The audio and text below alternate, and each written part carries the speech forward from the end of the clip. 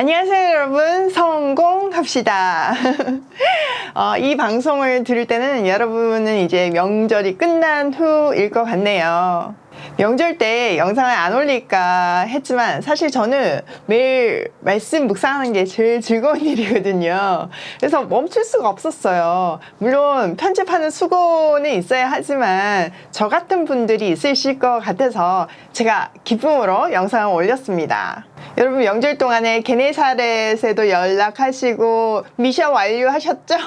미션 뭐냐고 지금 물으시면 안 돼요. 전달하는 거.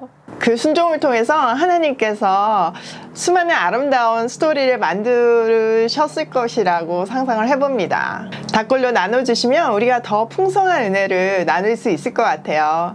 자, 오늘 본문은요, 벳세다에서 눈먼 사람을 고치는 이야기인데요. 이거는 앞에 에바다 사건하고도 연결이 되어 있어요. 에바다 사건에서는 기먹고 말을 못하는 사람이 나왔잖아요. 근데 여기서는 이제 눈 먼 사람이 나오는 거예요. 이 두 사람은요, 인간의 죄된 상태를 보여주는 상징적인 그림이라고 보시면 돼요. 봐도 볼 수 없고 들어도 들을 수 없고 말하고 싶어도 말할 수 없는 그런 죄된 상태, 이사야가 늘 말하던 그 상태. 그렇지만 메시아가 오시면 그 모든 것이 해결되는 그 전의 상태를 얘기하는 거예요. 또 여기서 동일한 거는요, 예수님께서 침을 뱉음으로 고쳐주세요. 침 뱉음은 모욕의 상징인데 주님이 오신 이유는 대신 침 뱉음을 당하심으로 우리를 살리기 위하심임을 보여주는 거죠. 자, 그러면 이제 본문 들어가서 보도록 할게요. 22절.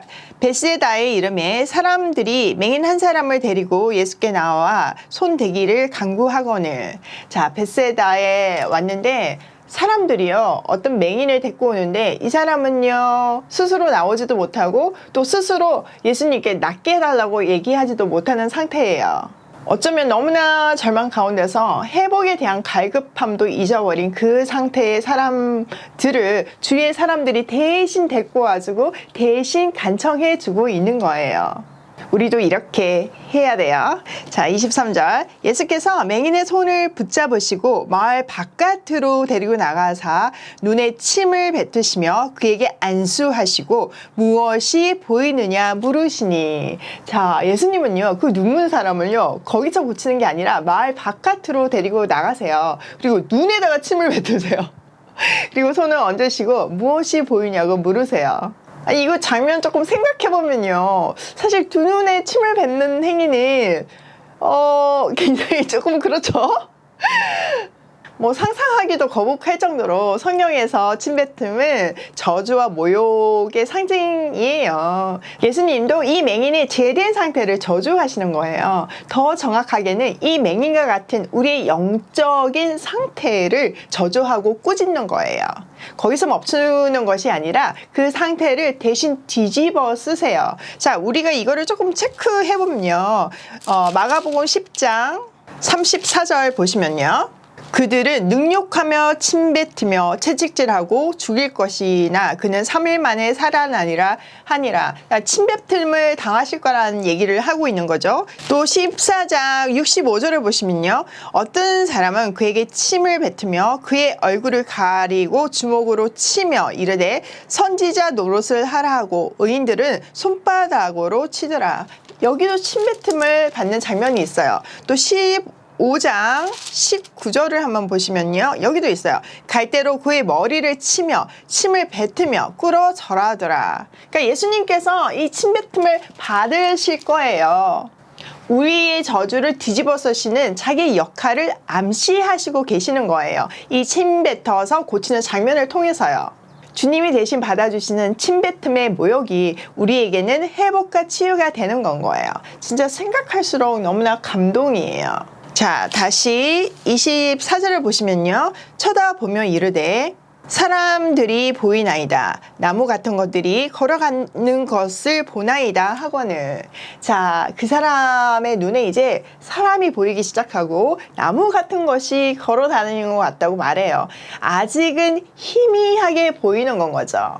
자, 이어서 25절. 이에 그 눈에 다시 안수하심에 그가 주목하여 보니 나아서 모든 것을 밝히 보는지라. 예수님은 다시 두 손에 손을 얹으셨어요. 그 사람이 이제 뚫어지게 바라보니까 시력이 회복되어서 완전히 나아서 모든 것이 뚜렷하게 보이게 되었어요. 그러니까 처음부터 한꺼번에 확 고쳐주신 게 아니라 점진적인 치료를 하셨다는 것을 볼 수 있는 거죠. 사실 이 장면도 굉장히 감동이에요. 예수님은 우리를 동일하게 사랑하시지만 획일적으로 대하지는 않으세요. 각 사람마다 치유하는 방식이 다 다르듯이 우리를 대하시는 방법이 다 다르다는 사실이 너무나 큰 감동이에요. 맞춤형 사랑, 기다려줄 줄 아는 사람, 나을 때까지 끝까지 사랑해 주시는 그 사랑, 예수님이 우리를 사랑하시는 방법이고 또 그 사랑을 배운 우리가, 경험하는 우리가 실천해야 되는 사랑법이에요. 자, 26절. 예수께서 그 사람을 집으로 보내시며 이르시되 마을에는 들어가지 말라 하시니. 자, 예수님이 다시 보내시면서 마을엔 들어가지 말라고 하세요. 여기서 마을이라는 것은 그 사람의 삶의 터전이에요. 지금까지 살아왔던 삶의 상태에 다시는 돌아가지 말라는 말씀이죠. 눈 멀고 귀 먹고 말 못하는 상태에서 이제는 벗어나서 살아라는 말씀이에요. 그 다음에는 유명한 베드로의 예수는 그리스도라는 신앙 고백의 장면인데요. 이 장면은 사실 이 맹인이 점진적으로 눈을 뜨는 스토리랑 연결되어 있어요. 한번 들어가서 볼게요. 27절. 예수와 제자들이 빌립보 가이사랴 여러 마을로 나가실새 길에서 제자들에게 물어 이르시되 사람들이 나를 누구라고 하느냐. 예수님은요, 제자들과 함께 빌립보의 가이사랴에 있는 여러 마을로 길을 나섰어요. 그 길 가운데서 제자들에게 질문을 하시는 거예요. 사람들이 나를 누구라고 하느냐. 참 여러 가지가 의미심장한 세팅이에요. 먼저 가이사랴 빌립보라는 도시는요, 갈릴리 호수에서 북쪽으로 약 40km 떨어진 도시예요. 이곳은 물이 풍부했기 때문에 사람들이 많이 모여 살았고요. 전통적으로는 바알신을 숭배했고 목양의 신 판을 숭배하는 곳이었어요. 또 이곳을 아우구스 황제가 대헤롯 아시죠? 저 예수님이 태어났을 때 2살 아래 아이를 다 죽이라고 한 그 대헤롯에게 선물로 주었거든요. 그리고 그 헤롯이 죽으면서 그의 아들 헤롯 빌립에게 이곳을 주었어요. 그리고 그곳에 황제의 이름 가이사랴를 붙임으로 황제의 문화가 집약된 굉장히 발달된 도시가 된 거죠. 또 그 황제의 도시 길 한가운데서 제자들에게 물었는데요. 길이라는 것은요, 방향을 같이 하는 사람, 운명을 같이 하는 사람의 의미가 있어요. 그래서 우리가 한 배를 타다, 같은 길을 가다 이런 표현을 하잖아요. 그러니 제자들은 예수님과 같은 목적지를 향해 같은 방향으로 가고 있다는 것을 말하는 거예요. 그들의 인생의 길에서 아주 중요한 결단의 순간에 예수님께서 물으신 거예요. 마치 맹인이 점차적으로 눈을 뜬 것처럼 먼저 대중들의 생각을 물으세요. 자, 28절. 제자들이 여쭤와 이르되 세례 요한이라 하고 더러는 엘리야 더러는 선지자 중에 하나라 하나이다. 자, 선지자, 엘리야, 예언자 중에 하나 이렇게 생각한다고 대답을 해요. 왜 사람들은 세례 요한이라고 생각을 했을까요? 왜냐하면은 예수님의 메시지랑 세례 요한의 메시지가 동일했기 때문이에요. 그래서 세례 요한이 살아난 거라고 생각을 한 건 거죠. 또 엘리야라고 생각을 한 것은요, 말라기 4장에 보면 이제 구약의 맨 끝이죠. 엘리야가 올 것이다 이렇게 함으로 구약이 끝이 났어요. 그러니까 사람들이 신약에서 엘리야를 기다리고 있거든요. 근데 그 엘리야가 언제 오냐? 그날이 임하기 전에 온다고 했어요. 그러니까 종말의 날이 오기 전에, 심판의 날이 오기 전에 엘리야가 다시 올 것이라고 생각을 했죠. 또 세례 요한이 지금까지 계속 심판의 메시지를 전했잖아요. 심판이 곧 임할 거라고 얘기를 했잖아요.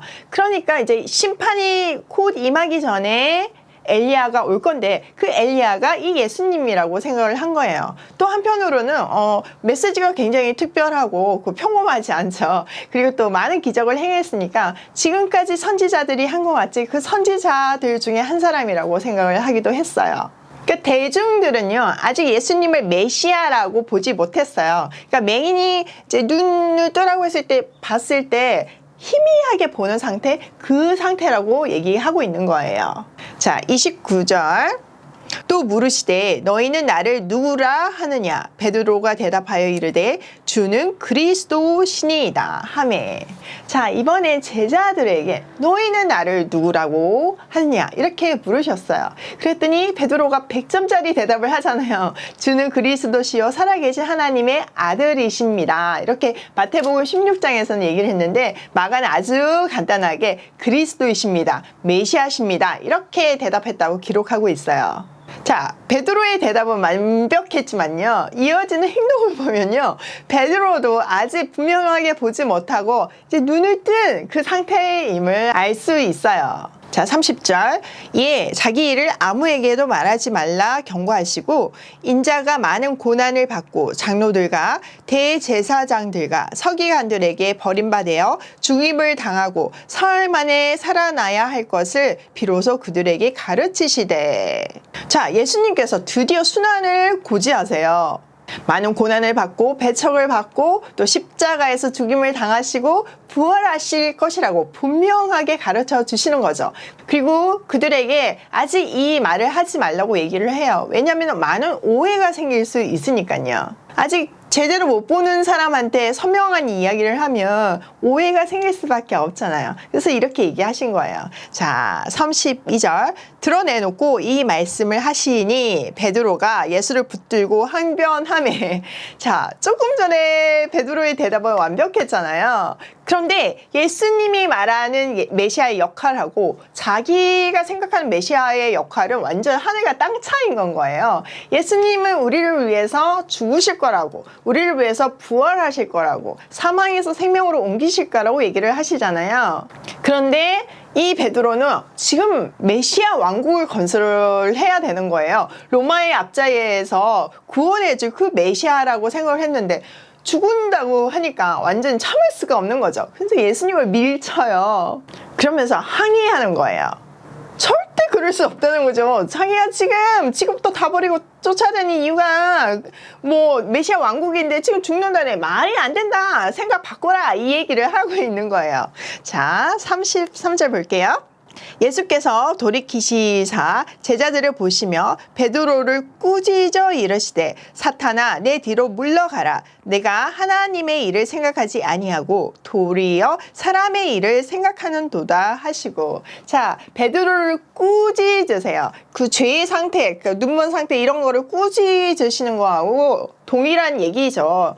그러니까 베드로가 깨닫지 못하는 그 영적인 상태를 꾸짖으면서 사탄아 물러가라 이렇게 얘기하시는 거죠. 그래서 너는 지금 하나님의 일을 생각하지 않고 사람의 일을 생각한다 이렇게 얘기하시는 거예요. 이해되시죠? 이 상태. 하나님의 일, 십자가의 죽으심과 부활하심, 사람의 일, 메시아 왕국 이렇게 오해하고 있다는 거죠.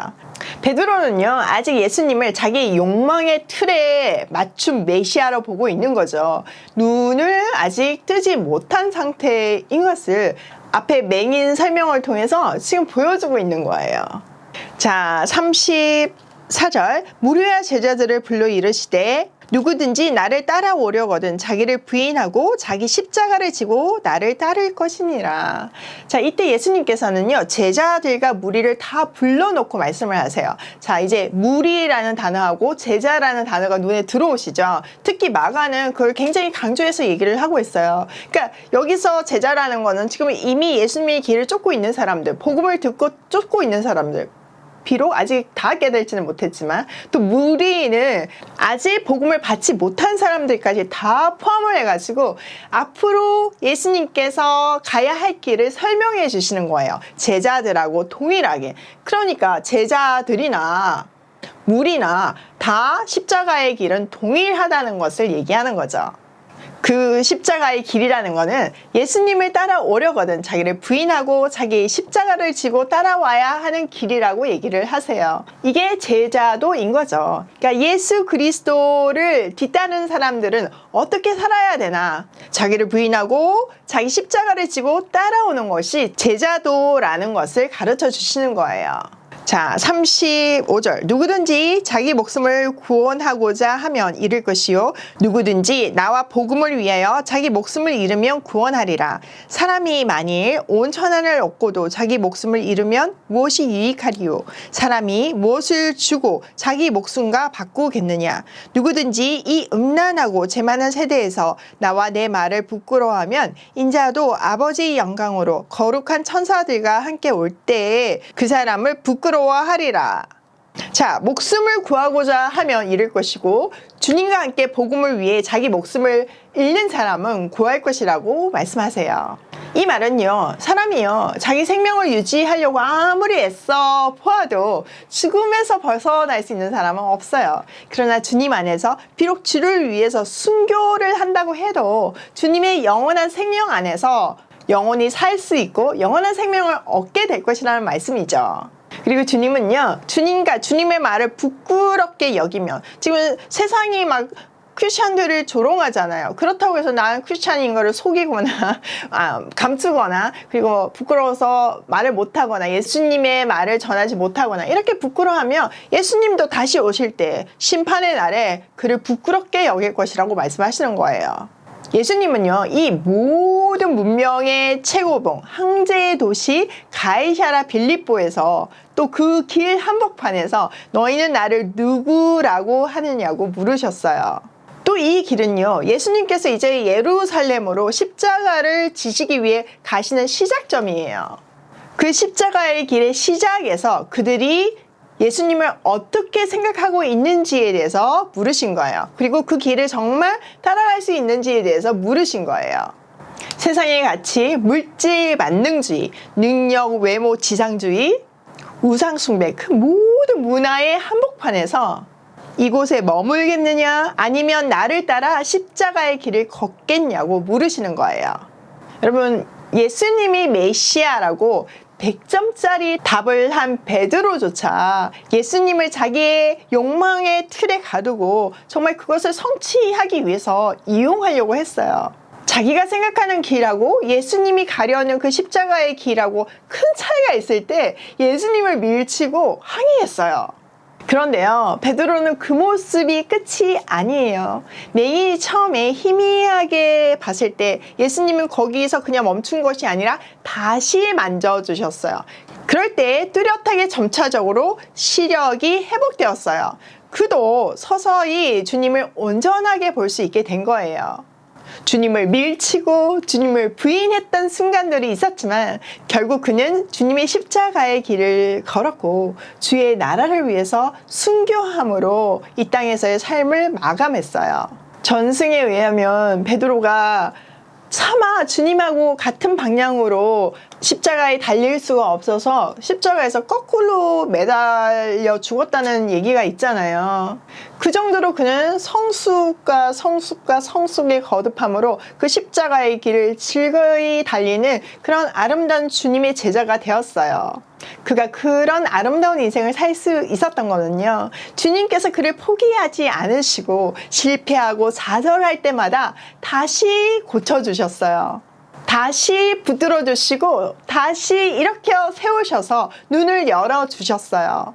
우리는 세상 속에서 살아가고 있어요. 정말 가이사랴 빌립보처럼 휘황찬란하고 첨단 기술 속에서 물질 만능주의 속에서 정말 좌절되고 실망되고 상처받으면서 또 마음 깊은 곳에서는 그것을 사모하면서 눈이 멀 때가 있어요. 또 중요한 결정 앞에서 세상적 가치와 주님의 가치 사이에서 흔들릴 때도 있어요. 그럴 때 주님께서 우리에게 물으시는 거예요. 너는 나를 누구라 하느냐? 그때마다 주님의 사랑이 우리를 사로잡아서 주님의 길을 걷는 주님의 제자가 되기를 소망해요. 그 길이 유일한 우리의 살 길이니까요.